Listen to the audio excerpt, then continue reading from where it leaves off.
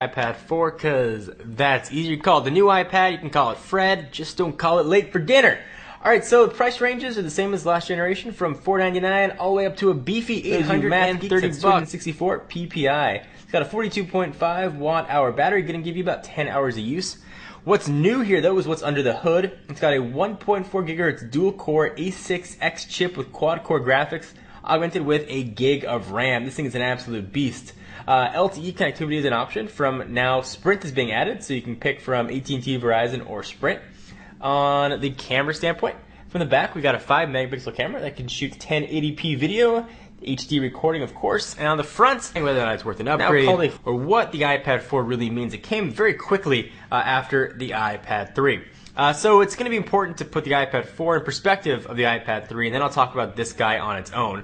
So first, let's talk about the iPad 4 versus the iPad 3. So certainly there are performance increases here. This is a much faster processor games of all time.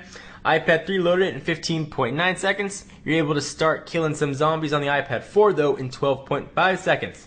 GL benchmark, looking at 87 frames per second on the iPad 3 and 132 frames per second. All their products was unified under a single connector. They couldn't have a legacy product with a 30-pin connector, and certainly Sprint wanted to get in on the game. If you're familiar with taking screenshots on an iPhone, you'll find that the same applies here. Simply hold down the home button and hit the power button. This will capture an image of what. When you display the lock screen, you'll notice a picture icon in the lower right corner.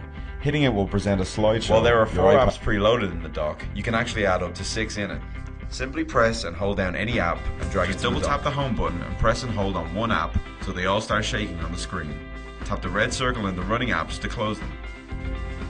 If you accidentally hit the home button when using an app, you can avoid shutting it down by continuing to hold down the home button. Do it long enough and your iPad will forget about closing the app you've loaded. If you want to protect your data, you can after 10 failed passcode entry attempts. In settings in general, go to passcode lock and check erase data.